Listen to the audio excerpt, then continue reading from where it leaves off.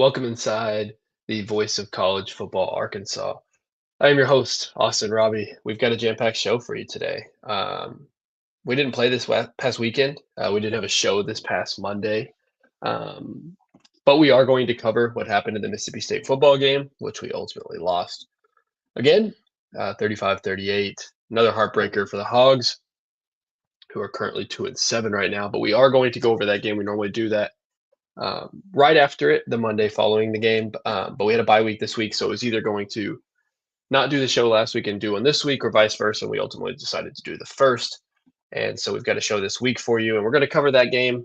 And then we're going to talk about the primary part of the show, the LSU football game that is upcoming.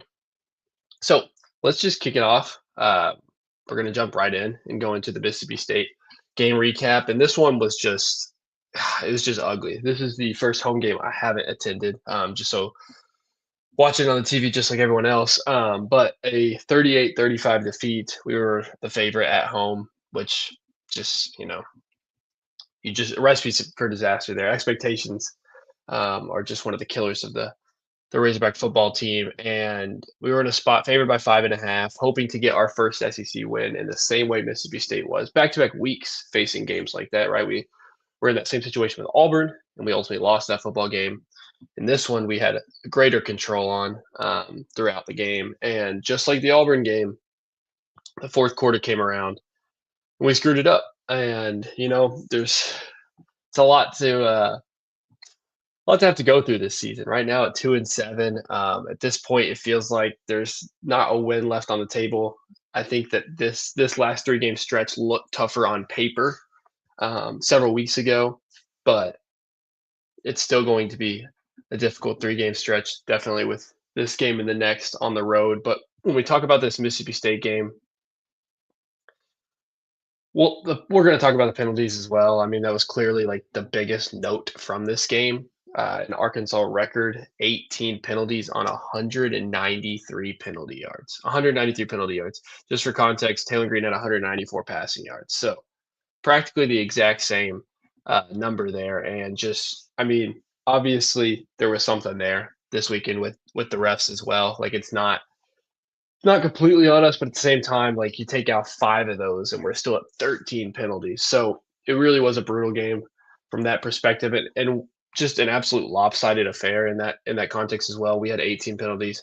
They only had 4 for 30 yards. So there were numerous calls, and I could spend a lot of today talking about it that were probably miscalled in this football game. But we're in a spot where we have a fourth quarter lead with 13 to go, 35-21, and just like the Auburn game, and I'm pulling it up right now just to give same context to it. But in the Auburn game, we were up 24-16 at the end of the third quarter, starting the fourth quarter, and we gave up 17 unanswered points. Well, speaking of 17 unanswered points, we score at the beginning of the fourth quarter, 13:43 to go. It's 35-21, and then we give up once again 17 unanswered points.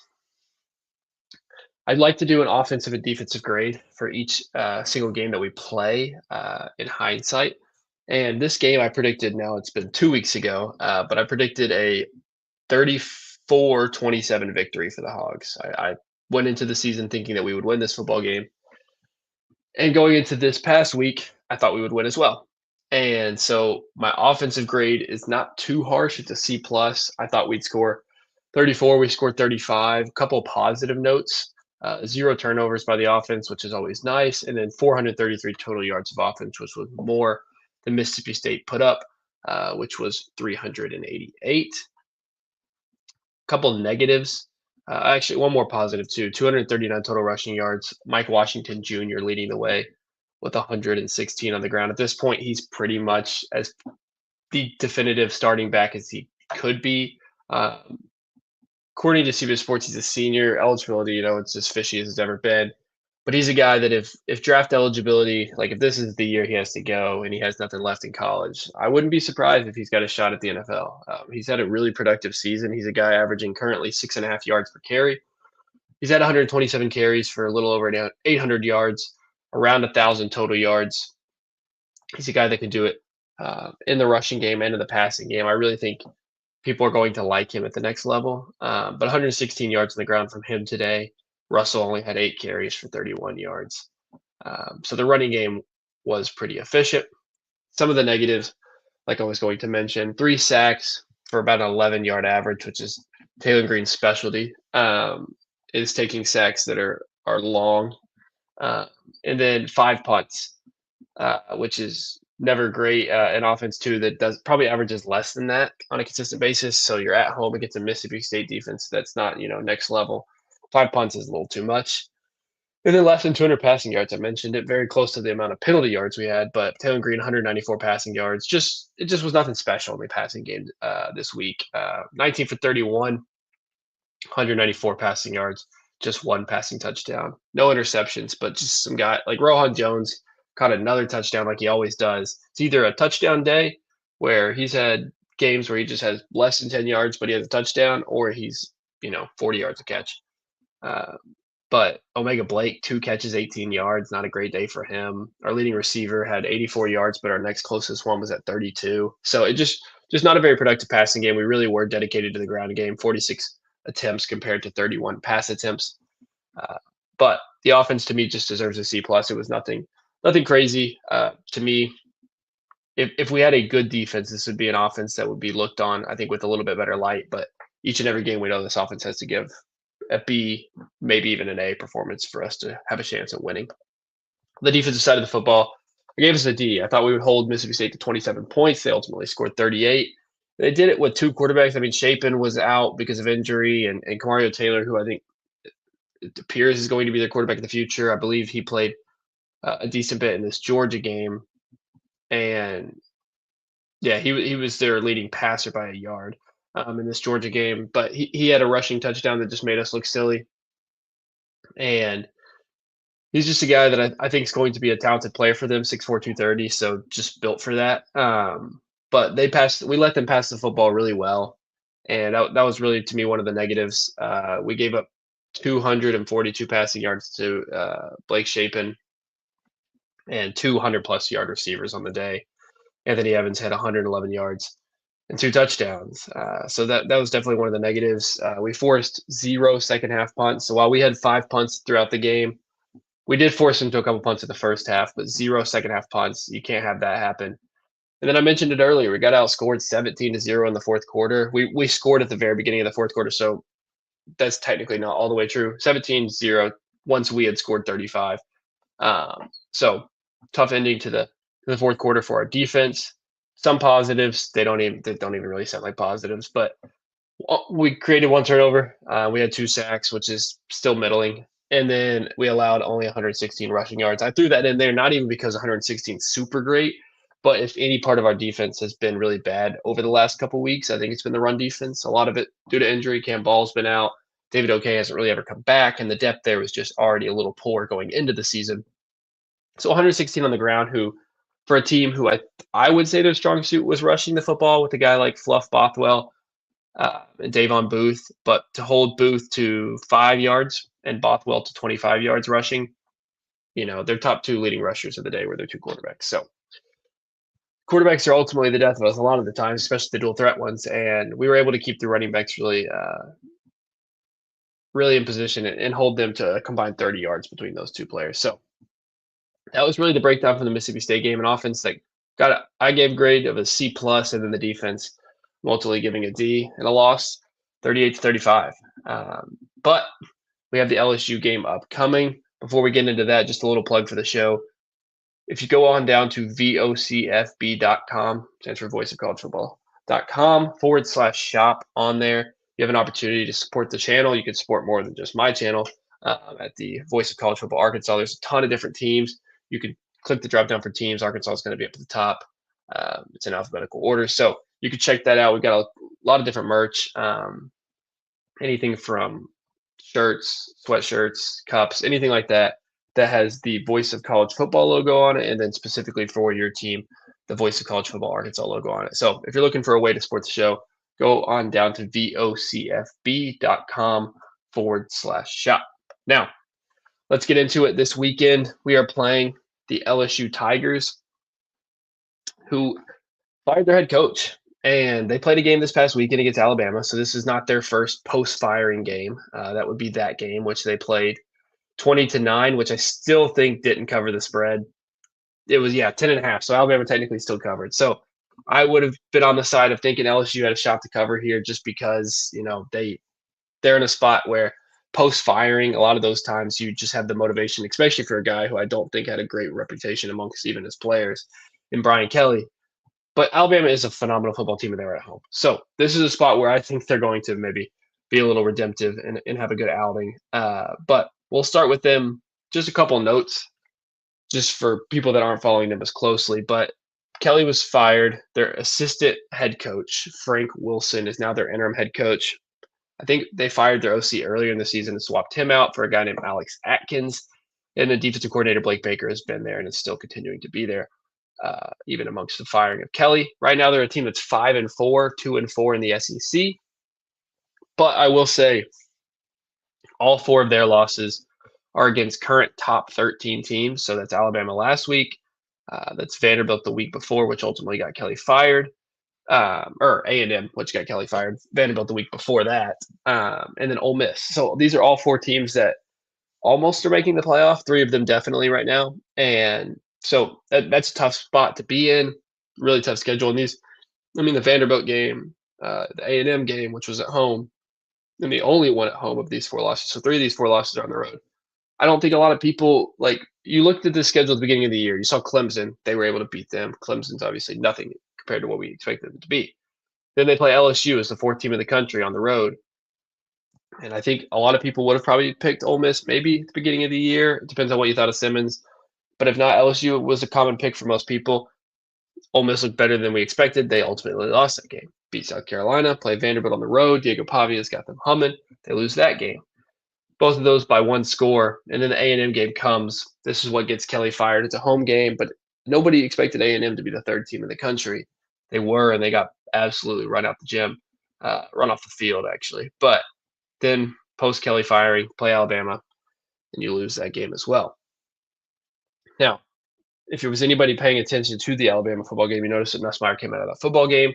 Michael Van Buren played, even post-injury from Nussmeier, because if you saw the play, the guy Nussmeier pulled out, brutal play. But Van Buren came in and continued to play. According to Wilson, it looks like both quarterbacks are possibly playing this football game.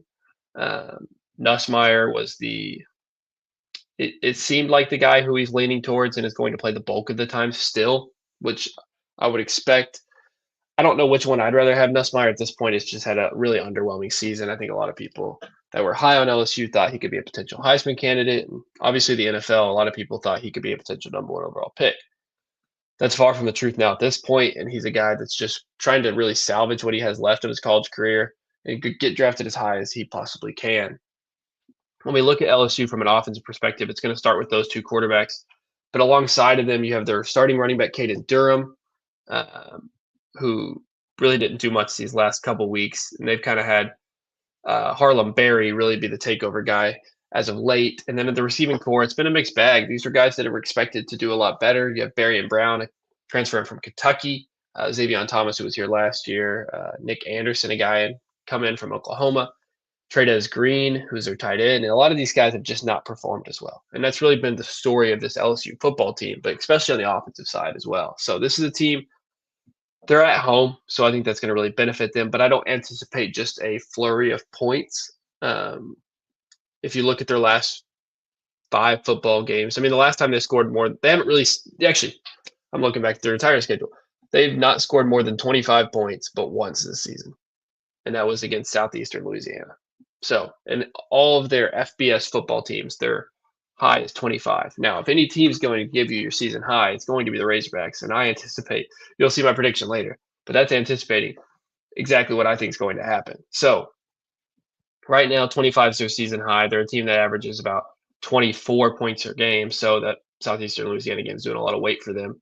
But this is an offense that's just been really underperforming, and I don't know if Michael Van Buren is going to be really beneficial in that, how much playing time he's going to get, but I expect to see both of these quarterbacks playing. Van Buren more of the kind of dual threat guy, and then Nussmeier, that pocket quarterback. And then on the defensive side, I mentioned the defensive coordinator, Blake Baker, who's been a pretty good defensive coach. You look at them and how well they've done this season defensively. They've only given up two games that they've given up more than 24 points. That's Vanderbilt and that's A&M. In fact, their first 4 games of the season, they'd only given up 10 as the max. The last 5 games, essentially the 4 games they've lost are where they've given up more than that. And I anticipate that to be their better side of the football.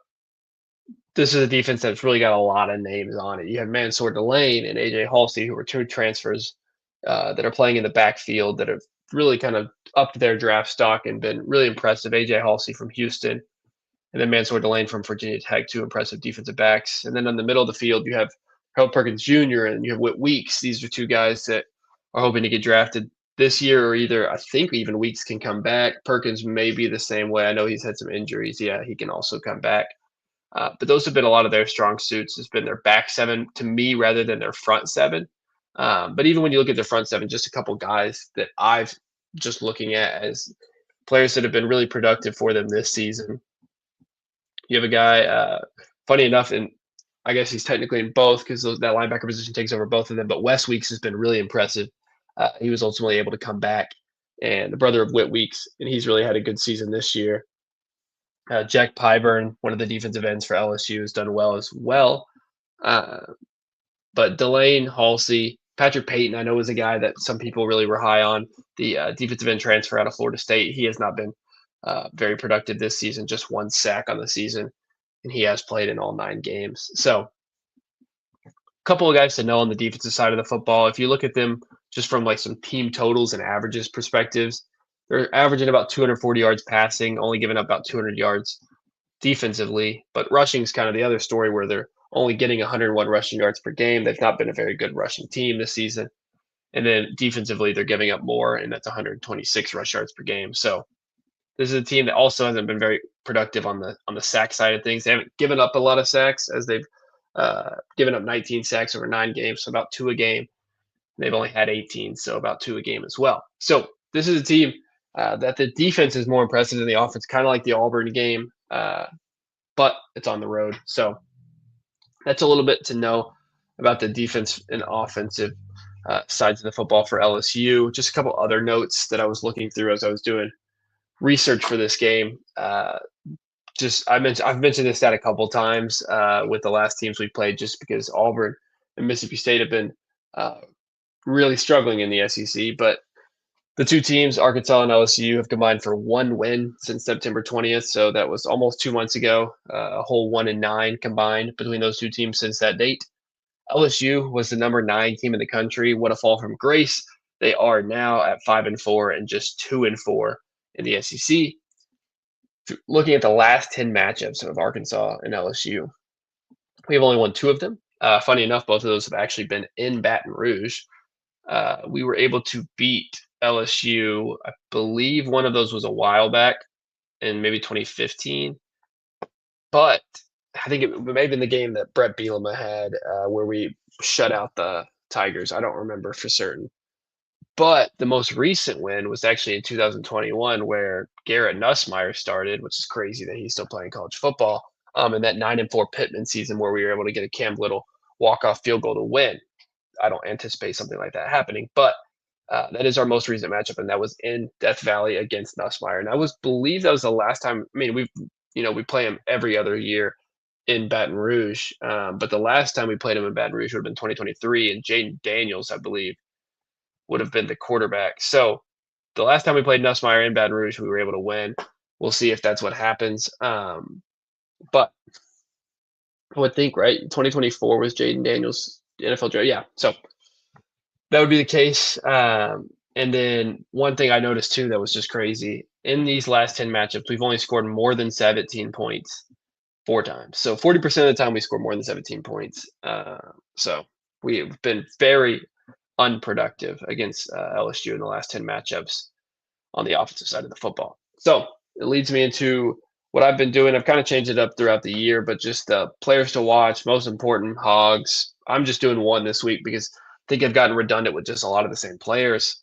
And this week I'm giving it to running back Mike Washington Jr. on the offensive side of the football. He's a guy that's led us in rushing far and away, especially from the running back position.